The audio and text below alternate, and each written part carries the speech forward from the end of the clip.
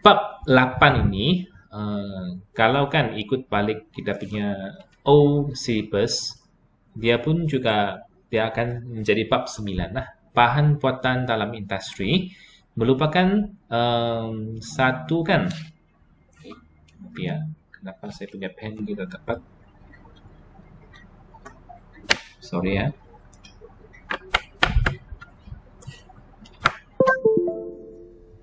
Okey, merupakan satu pakan di mana isi kandungannya dikurangkan. Saya pun kurang pasti kenapa isi kandungannya mau dikurangkan lah pada bab ini dibandingkan dengan KBSM.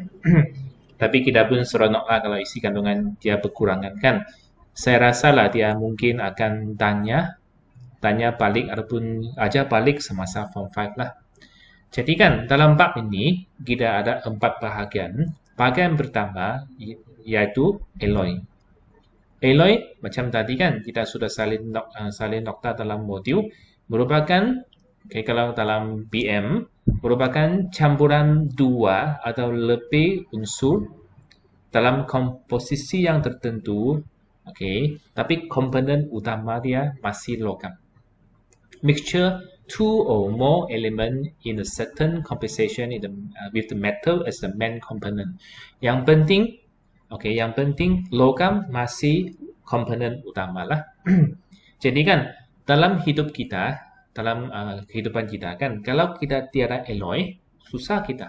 Sebab kenapa? Kebanyakan barang-barang sekarang kan yang canggih-canggih kan, semuanya dia berkaitan tentang bab inilah. Maksudnya dia ada alloy kah, kaca kah, seramik kah, composite kah, semua guna bahan-bahan itulah. Kalau kan kita tahu kan yang pure bahan kan, yang pure metal, logam asli sebenarnya kan menjadi kurang penting sudah. Kecuali kamu mau beli emas, mau beli perak, itulah kena pure metal lah kan. Tapi kan kalau kegunaan seharian itu, pure metal kan macam tidak begitu berguna lah sebab dibandingkan dengan alloy lah. Kita tengok Okey, dia punya asas kan dia macam ini. Kenapa mau guna alloy? Saya kena jelaskan dia punya asas dulu. Apakah kelemahan pada logam tulen? Saya masih suka guna balik yang KBSM punya syllabus kerana dia memberi penjelasan tentang kelemahan logam tulen. Untuk KSSM yang baru kan dia terus masukkan dan belajar mungkin kurang faham kenapa pure metal ni kurang penting sudah mesti mau ditukar jadi alloy.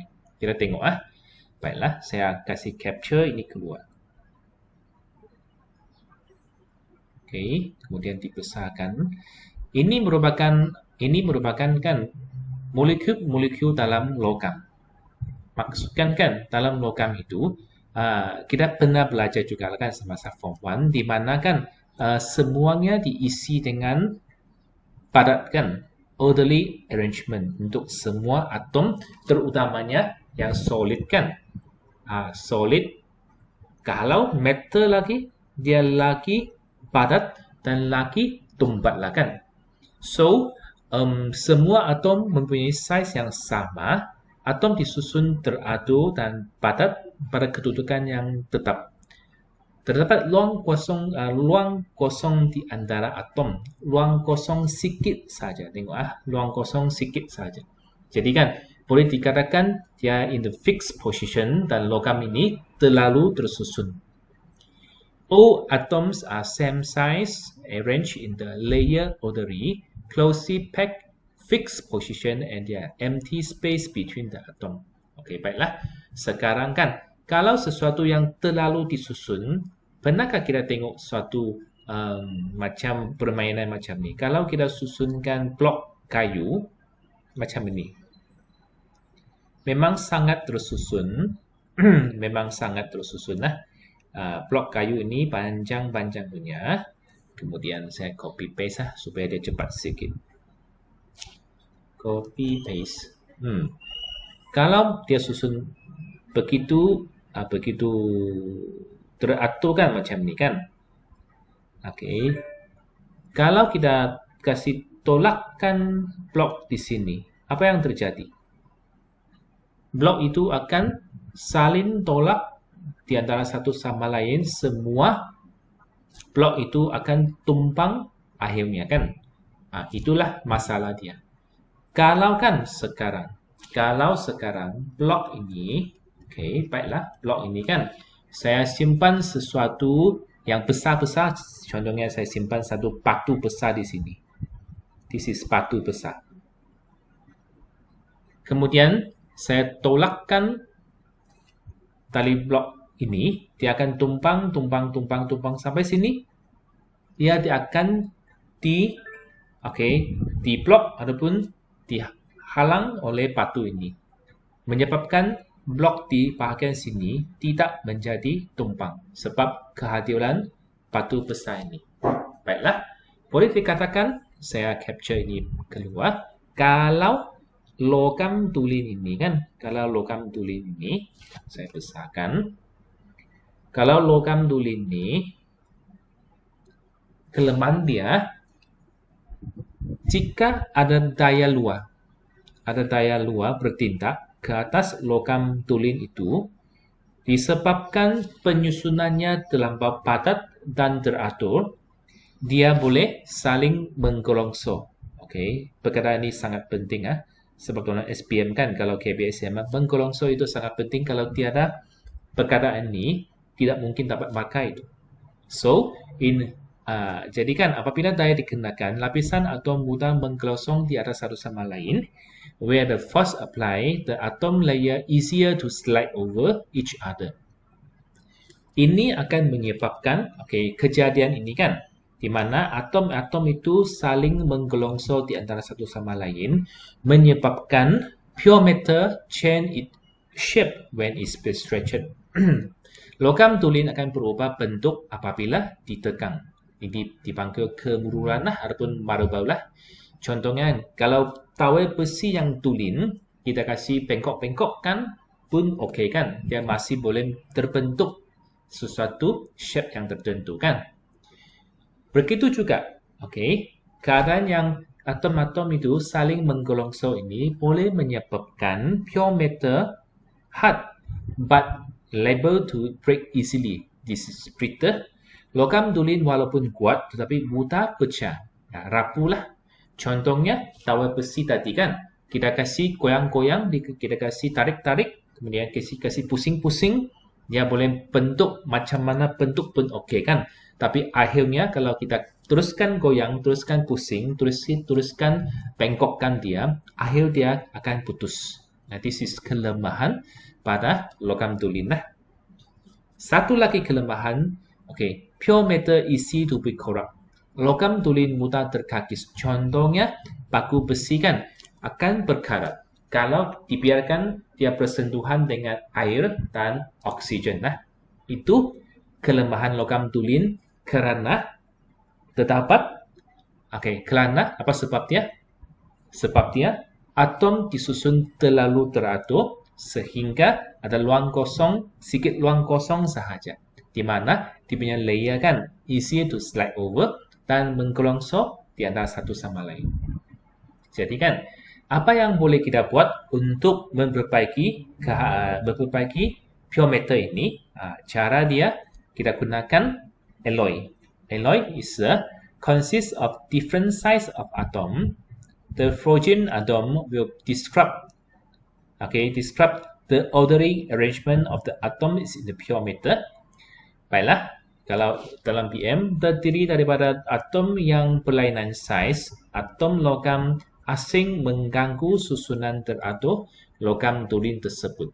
Saya keluarkan ini supaya kita boleh besarkan. Baiklah, di sini. Ini merupakan logam asing. Besarkan sikit supaya kita tengok. Baiklah, ini merupakan logam asing kan. Jadi, macam keadaan tadi kan, kalau ada batu untuk penghalang batu ini kan, menyebabkan blok ini hanya tumpang setakat sini, tapi tidak tumpang untuk seterusnya, sebab kehadiran batu penghalang ini. Kalau di sini, kehadiran logam asing ini Okey, baiklah, kehadiran logam asing ini kan telah ataupun memecahkan ataupun mengganggu susunan teratur di dalam logam tersebut, menyebabkan dia, okay, when the force apply, the forging atom prevent the atom layer to slide over each other. Jadi kan, ini kegunaan dia. Apabila satu tayar dikenakan, atom logam asing itu akan mencegah lapisan atom menggelosor antara satu sama lain. So, ini menyebabkan dia tetap mengekalkan keadaan dia. So, kebaikan dia akan menyebabkan alloy ada tiga kelebihan lebih berbanding dengan pure metal. Alloy harder and stronger than the pure metal. Alloy lebih keras dan tahan daripada logam tulen. Contohnya kan, ini yang disimpan di tantas kita kan, yang dibuat yang itu hanging, tualanya hanger kan, dibuat daripada keluli supaya dia tahan dan kena air dia pun tidak akan terkakis ataupun berkarat lah. The second one, alloy is more resistant to corruption. Alloy lebih tahan kakisan.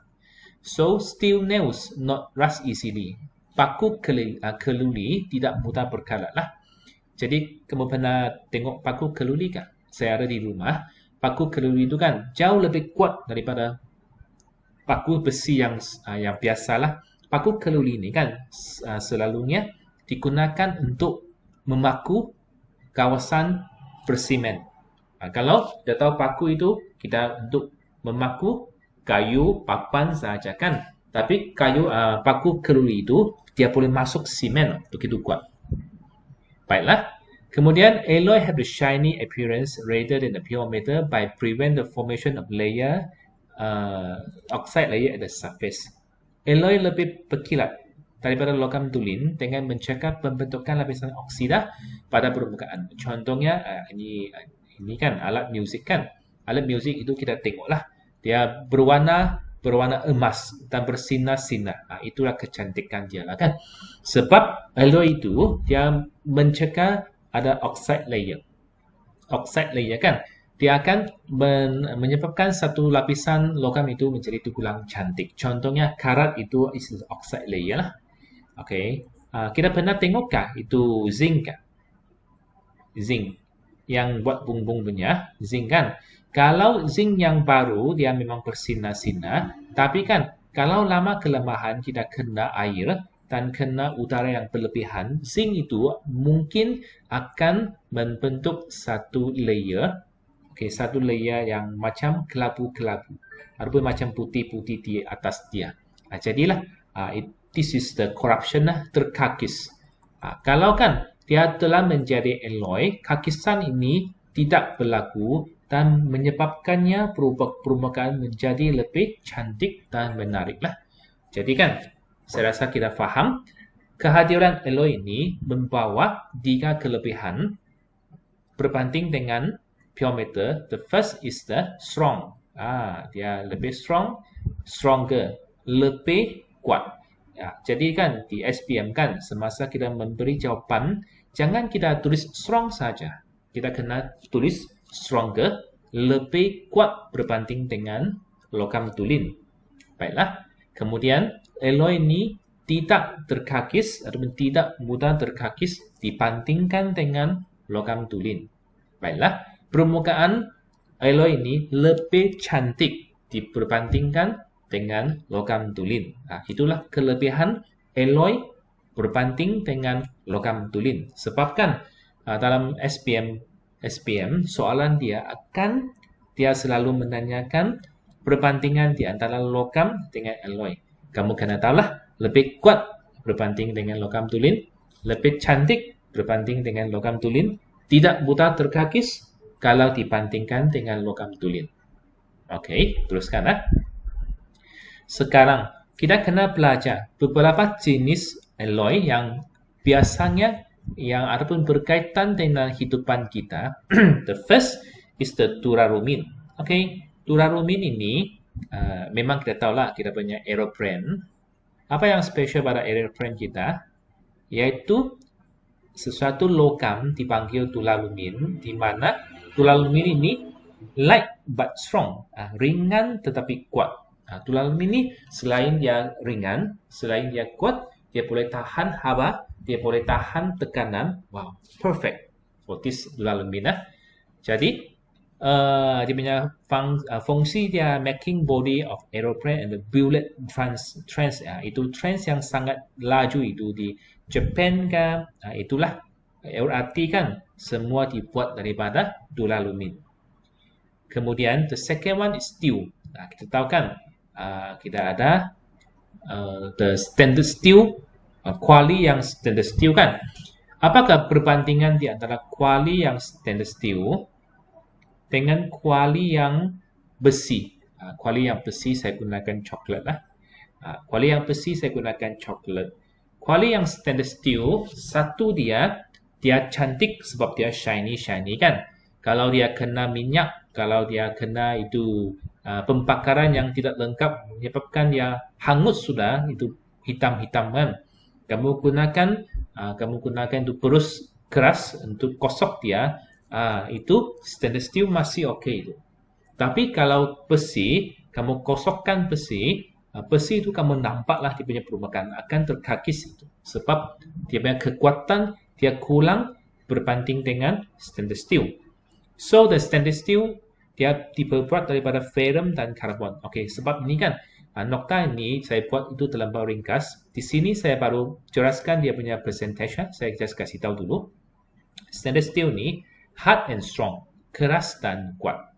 Jadi kegunaan dia for the construction of the building, bridge, the body of the cars, and the railway tracks.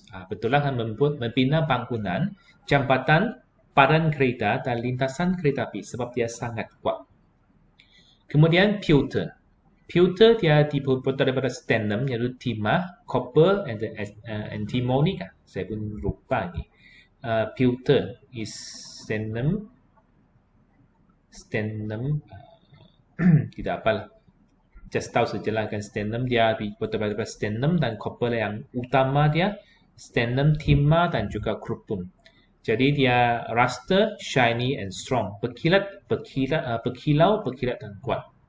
Jadi kan untuk membuat souvenir. Jadi kan souvenir ni cantik sebab kerana dibuat daripada alloy. Kalau kita gunakan chromum biasa, chromum boleh juga, tapi kan dia tidak se-shiny dengan pewter lah. Baiklah. Kemudian stainless steel, keluli nikarat, dibuat daripada ferrum karbon chromium, dia shiny, strong, does not corrupt. Okay, berkilat, kuat dan tidak mudah terkakis. Maksudnya kan, contohnya making a curly surgery instrument, membuat keruri dan alat bertahannya itu karbu dengan sudu yang cantik-cantik, yang berat-berat. Okay. Kemudian itu alat bertahan semua dibuat daripada stainless steel. Sebab kalau alat bertahan ini dibuat daripada besi biasa, kalau dia berkarat, wow, matilah pesakit itu kan. So it's very important we using the stainless steel. Okay, to make the surgery instrument lah. Kemudian brace ataupun loyang dibuat daripada chromum dan zinc, stronger than copper, lebih kuat daripada chromum. Making a musical instrument, membuat alat muzik. Contohnya inilah kan. This is the apa namanya, trumpet. Jadi kan selain dia kuat, dia cantik, berwarna emas. Wah, macam emas kan, sebenarnya dia bukan emas lah. Dia merupakan sejenis dipanggil brass ataupun loyang. Bronze, gangsa. Jadi gunakan chromum and stannum. Hard and strong, kuat dan keras. Does not corrupt easily, tidak mudah terkakis. Making the metals. Sekarang saya ada satu company yang buat metals kan, saya tahulah, saya faham lah. Ini kan dia macam cantik, memang cantik, ada emas, ada perak, ada gangsa, semua pun boleh buat. Okay. Tapi dia gunakan bronze lah, dia bukan gunakan chromum. Bronze ini dia lebih kuat dan lebih cantik. Sekarang kita tengok percentage dia. Tapi saya rasakan percentage dia tidak begitu penting lah. Tapi kan nokta di sini, saya ambil nokta di modul, karena selalunya kan soalan dia akan tanya. Dia akan suruh kita panting, terutamanya pantingkan kerupum dengan besi ini. Ini adalah soalan yang popular. Kerupum dan besi ini. Yang paling popular itu besi lah. So, alloy yang diperbuat daripada kerupum merupakan gangsa. Tadi kan ada yang loyang. Kalau gangsa itu 90% kerupum, 10% timah. Okay. Kalau loyang itu 70% kerupum, 30% zinc. Okay, copper nickel ini 75% copper, 25% nickel digunakan untuk membuat duit siling. Duit siling lah dibuat daripada copper nickel. Kemudian kita tahulah kan antara ketiga-tiga ni, brass kah, gangsa kah, loyang kah, ataupun copper nickel ni kan semuanya lebih kuat dan lebih cantik dibandingkan dengan kerupum. Baiklah kita tengok ferrum lah. Ada dua jenis yang alloy yang dibuat daripada ferrum iaitu besi. Satu ialah keluri dan satu ialah keluri tahan karat iaitu nikarat. So kan dia punya kandungan 89% ferrum, 2% is carbon. Dia memang keras dan kuat. Kemudian keluri tahan karat ini, nikarat ini dia 73% ferrum, 80% chromium, 8% nickel, 1% carbon.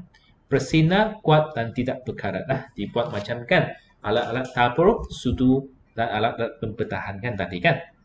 Kemudian dua lagi iaitu duralumin. Kita tengok duralumin diperbuat daripada aluminium. Kita tahu kan aluminium ini sudah cukup ringan kan. Tapi duralumin ini dia lagi ringan dan juga kuat.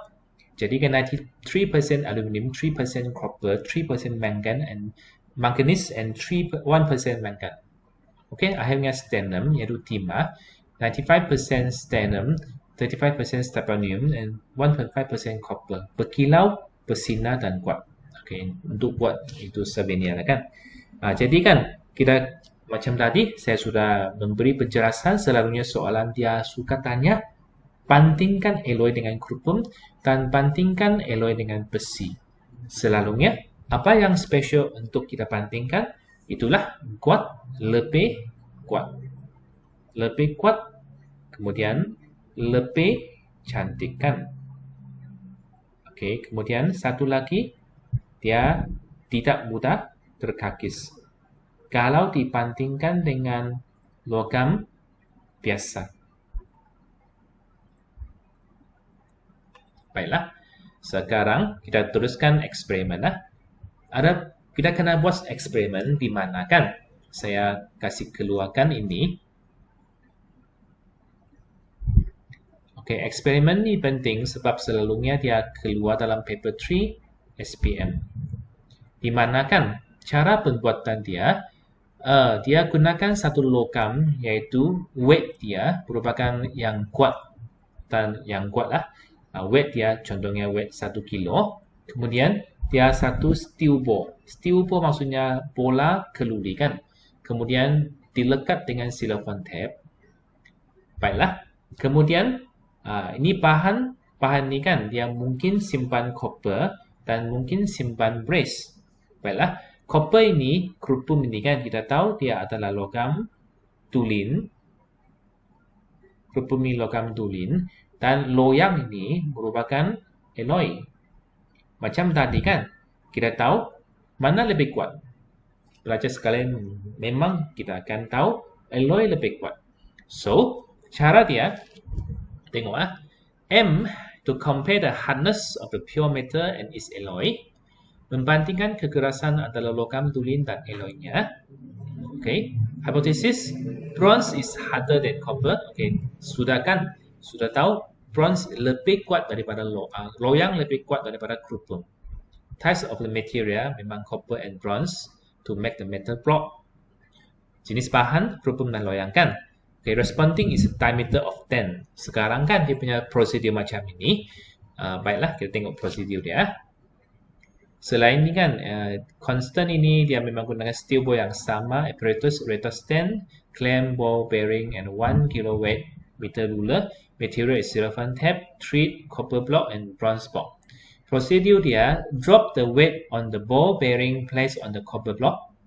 Measure the diameter of the dent made by the ball bearing. Repeat the step 1 to 2 twice to obtain the average value for the diameter of dent. Repeat the experiment using bronze block to replace the copper block. Okay, sekarang kan dia macam ini. Berat ini kemudian dilepaskan.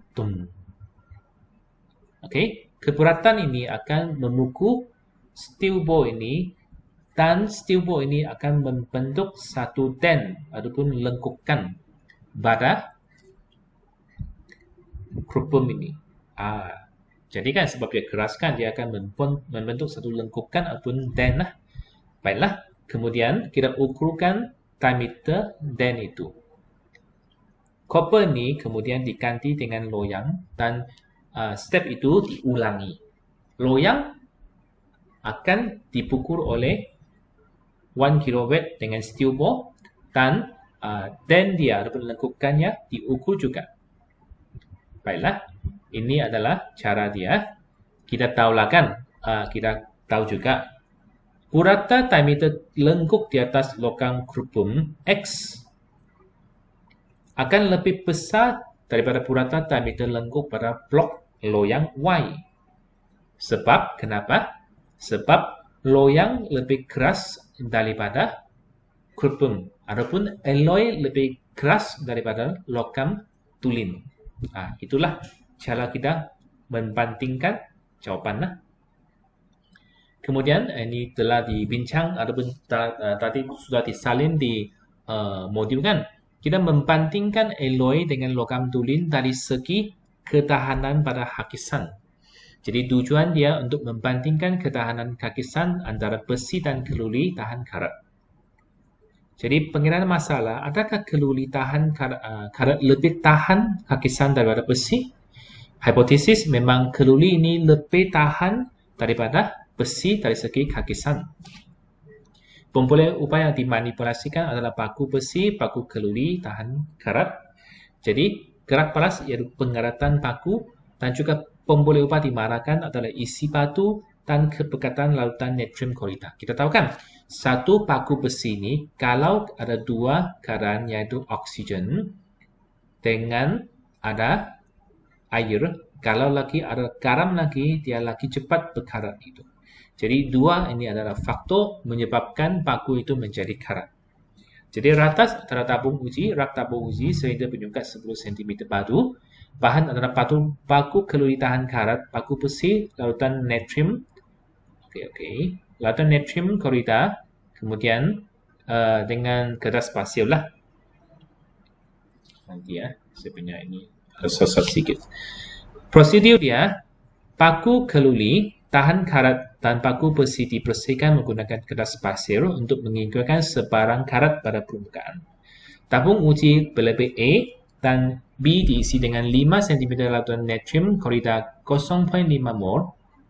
Paku keluli tahan karat dimasukkan ke dalam tabung uji A dan paku besi dimasukkan dalam tabung uji B. Kedua tabung uji dibiarkan selama 4 hari. Pemerhatian direkod selepas 4 hari.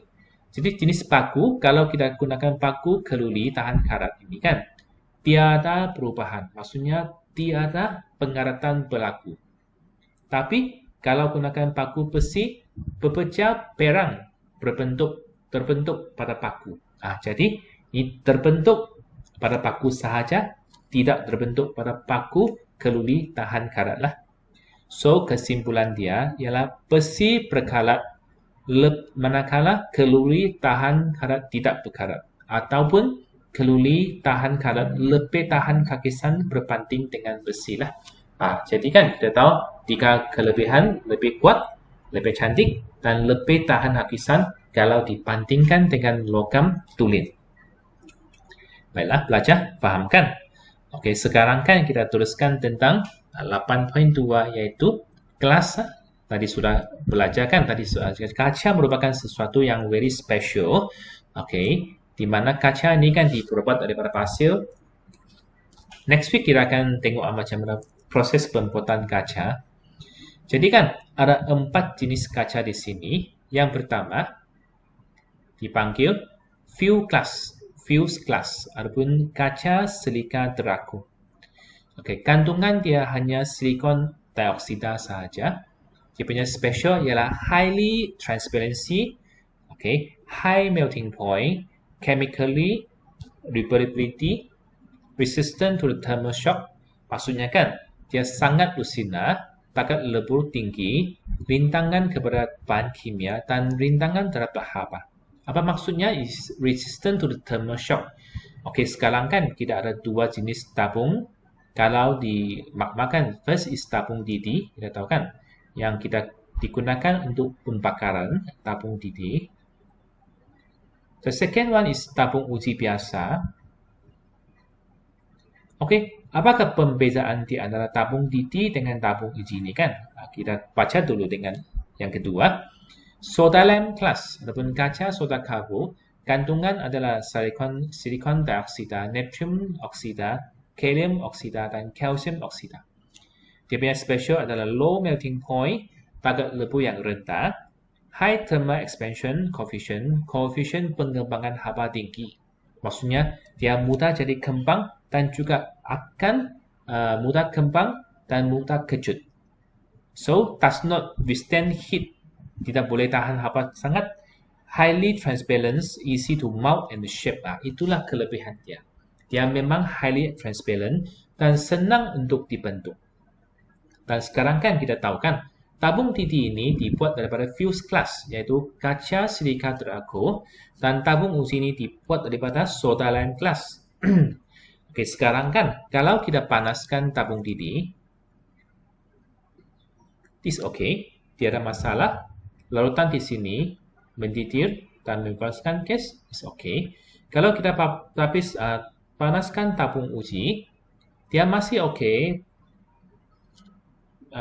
Perhatian semua okay. Tapi masalah dia, semasa dia panas, dia kembang, dan semasa kepanasan ini dialirkan, penyejukan berlaku. Tabung didih ini sebab dia diperbuat daripada fused glass, iaitu resistant to the thermal shock, iaitu kan pemanasan dan penyejukan berlaku secara terbabak, secara tiba-tiba. Dia tidak akan kembang dan kecut dengan begitu tinggi lah. Maksudnya pengembangan dan pengecutan dia stable saja. Tapi tabung uji ini, sorry lah kan, sebab dia okay, high thermal expansion coefficient. Jadi dia suka, kalau dia dipanaskan, dia sangat dikembangkan, dia sangat kembang. Kemudian kalau dia tiba-tiba api ini dialirkan, penyejukan berlaku, dia kecut dengan serta-merta. Pengembangan dan pengecutan ini boleh menyebabkan pecah. Tabung uji menjadi pecah. Jadi bahayalah kan kita gunakan tabung uji untuk pemanasan. Baiklah. The third one is porosilicate glass, kaca porosilikat. Dalam dia ada silikon dioksida, natrium oksida, boron oksida dan kalsium oksida.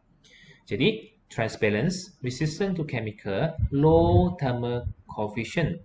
Jadi kan kalau dibanding dengan soda lime, dia low thermal expansion, maksudnya tidak mudah berkembang.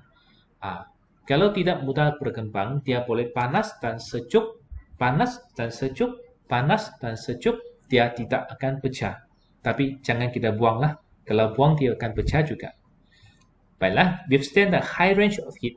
Dia boleh tahan haba yang tinggi. Dengan high range, maksudnya dia boleh tahan sangat panas dan juga kalau disejukkan dengan tiba-tiba pun okey juga. Baiklah, yang keempat merupakan lead crystal glass ataupun kaca plum-plum. Okey, kandungannya adalah silikon oksida, natrium oksida, plum-plum oksida. Jadi kan dia soft and easy to melt. Lembut dan mudah dileburkan, transparent, high density, high refractive index. Jadi kan di fisik sudah kita baca atau sudah kita faham tentang high index biasan tinggi kan.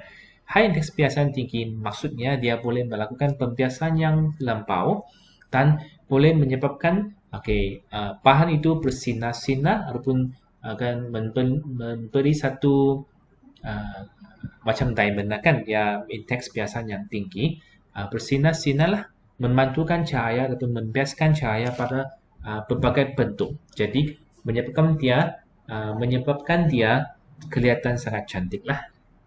So, di dalam ni kan, kita kena tahu lah, in the fused glass ataupun kaca silika teraku ini digunakan untuk membuat laboratory glassware, lens, teleskop, optic fiber, ratas magma, kanta teleskop, kemudian optik. Kalau yang soda lime ini digunakan untuk buat container, window panel, maksudnya digunakan untuk buat tingkap lah, light bulb, bekas, kaca tingkap, cermin, mentol. Kalau yang borosilikat ini digunakan untuk buat cookware, automobile, headlights, maksudnya kan itu lampu kereta pun digunakan pun menggunakan borosilikat glass lah. Akhirnya, kalau lead crystal glass adalah tableware, art object, crystal, prism, and lens. Barangan kaca, objek, hiasan, kristal, prisma, kanta, dan sebagainya lah. Sekarang kan, akhir dia kita tengok apakah kandungan yang terkandung di dalam membuat kaca, yaitu silikon dioksida SiO2 yang wujud semula jadi dalam tanah ataupun pasir lah. Jadi kan sifat kaca adalah lusinah, keras, tidak rapuh, tidak boros ini maksudnya tidak kalis air lah. Pendapat elektrik, lintangan terhadap bahan kimia, mudah dicuci dan boleh menahan mambatan. Bagaimanakah kita tentukan jenis kaca ini kan? Sudah saya ajarkan di sini, sudah ditentukan lah. Baiklah, hari ini kan kita setakat ini, tapi kan